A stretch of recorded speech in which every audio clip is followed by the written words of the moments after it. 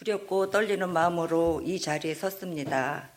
제가 이제 60년 넘게 살아오면서 어떤 일들이 내 인생에 있어서 가장 잘하고 보람 있는 일인가 이렇게 곰곰이 생각을 해 보았습니다. 그랬더니 많은 일들이 있었지만 딱 두 가지가 떠오르는 거예요. 그 중에 한 가지는 하나님을 나의 구주로 모시고 살고 있다는 것이고, 하나는 자녀를 2명 두었다는 것입니다. 이제부터 이제 하나님을 어떻게 만났는지 그 이야기를 해보려고 합니다. 저는 경기도 이천에서 6남매 장녀로 태어나서 초등학교, 중학교, 고등학교까지 이제 이천에서 살았습니다. 제가 다닌 고등학교는 미션 스쿨이었습니다. 그래서 매주 토요일은 전교생이 이제 강당에 모여서 예배를 드렸고, 주 1회 성경 과목 시간이 있었고, 목사님이 또 엄청 인물이 좋으셨어요. 그래서 지금은 이 3가지만 이제 기억에 남아 있어요.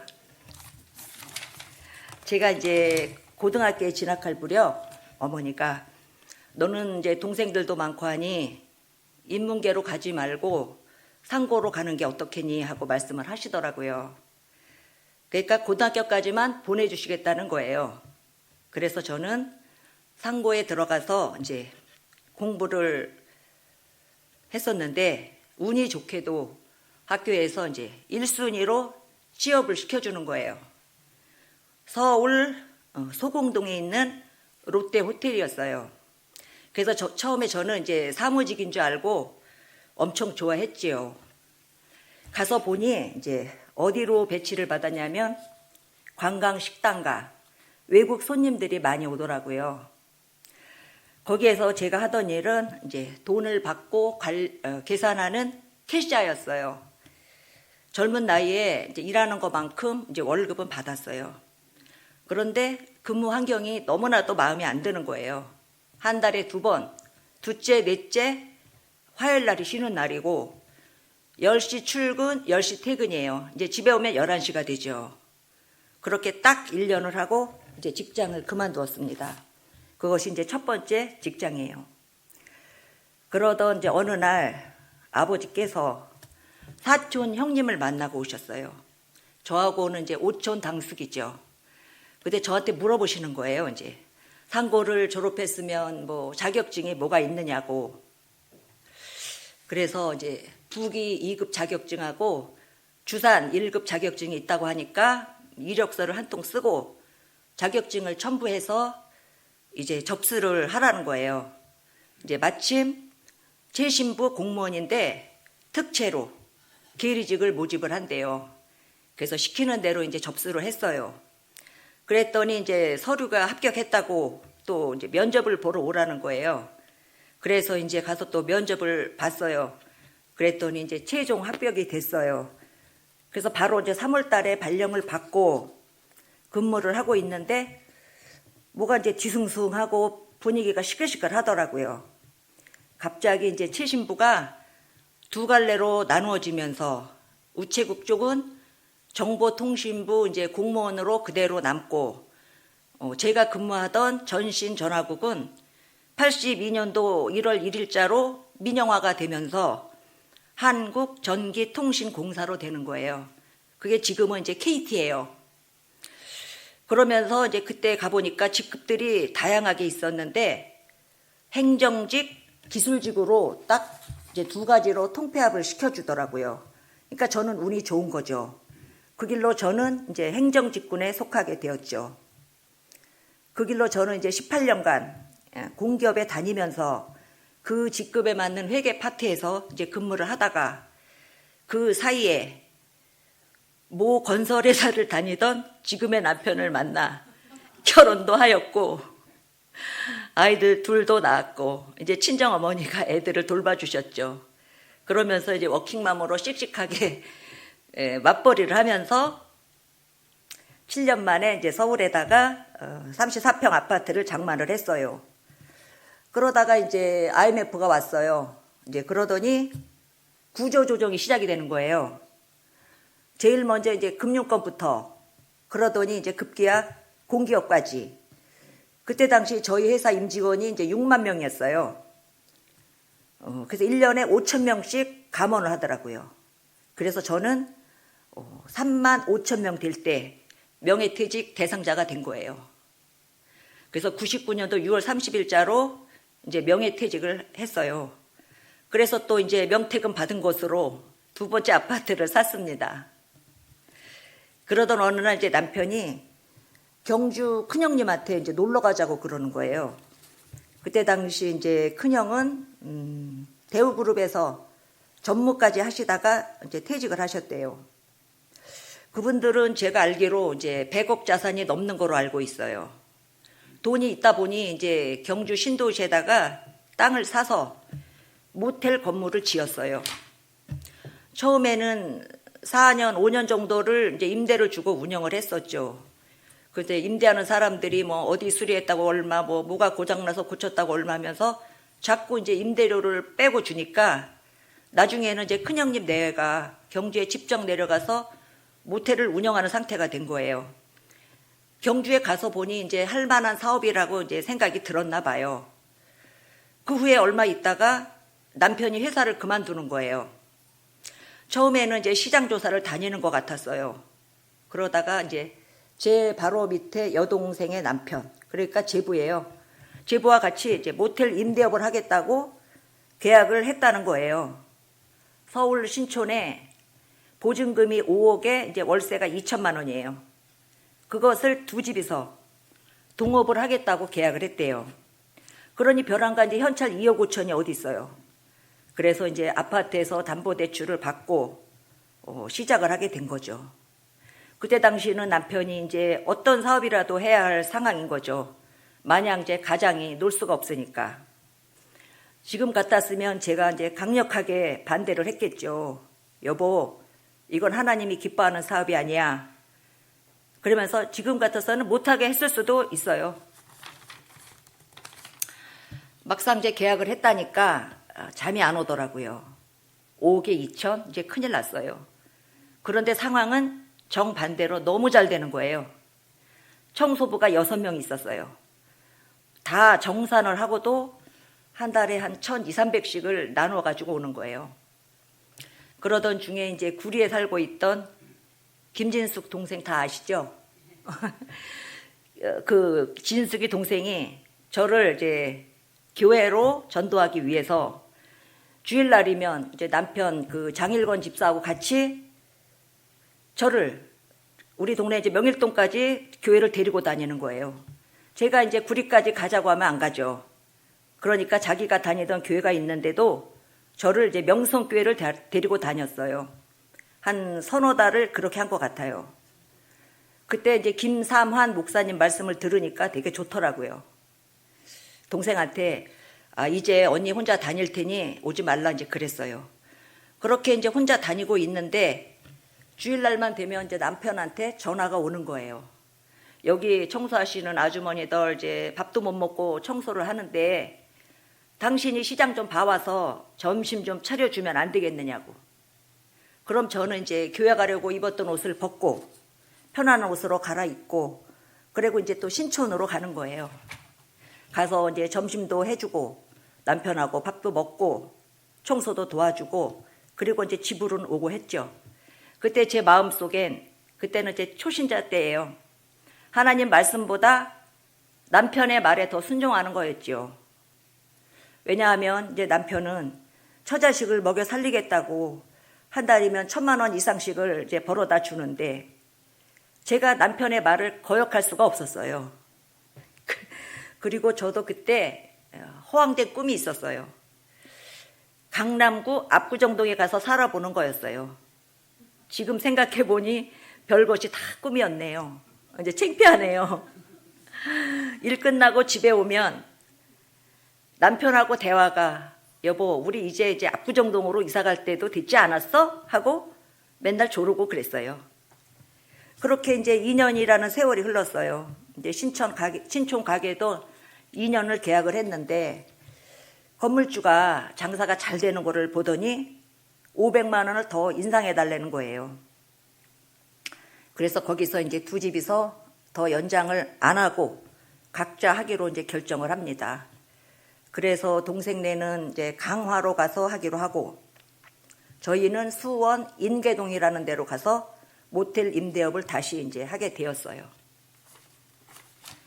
수원은 이제 보증금 4억에 월세가 1,500만 원이었어요. 거기에서 이제 아주 못된 건물주를 만났습니다. 이 건물에 근저당이 한 15억 정도가 있었어요.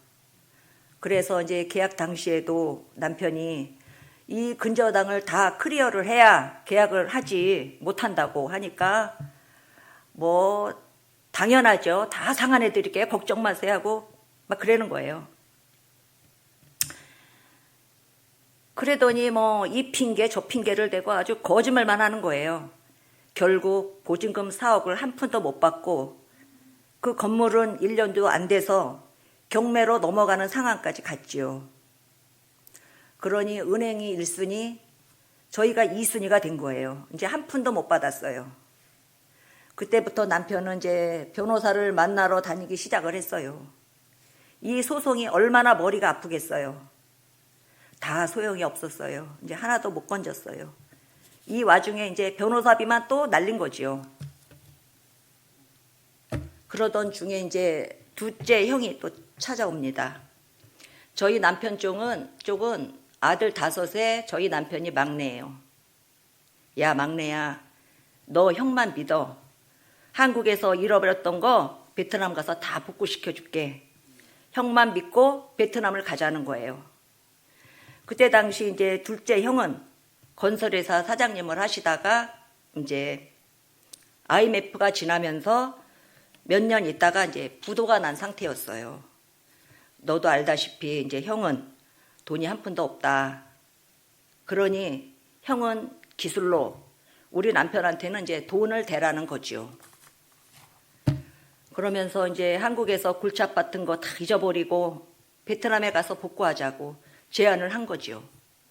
그 길로 형하고 남편은 이제 베트남에 먼저 가서 이제 뭐 알아보고 하더니 뭐 아이들 다닐 한국 학교도 있고 한인들 모여 사는 뭐 깨끗한 아파트도 있고 그리고 사진을 몇 장 찍어 와서 이제 보여주는 거예요.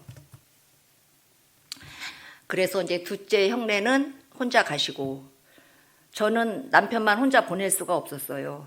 그때도 건강이 그리 좋은 편이 아니었어요. 그래서 이제 온 가족이 같이 가기로 결정을 했어요. 그때 당시에 이제 큰 딸은 고등학교 1학년, 작은 딸은 5학년. 베트남에 도착하자마자 한인교회를 찾아갔지요. 왜냐하면 이제 그 나라의 정보를 빨리 알기에는 교회만큼 좋은 데는 없었어요. 거기서 정말 열심히 신앙생활을 했어요. 주 일주일에 한 5일 정도는 교회에서 살다시피 했어요. 딱히 집에서는 또 할 일이 없었어요.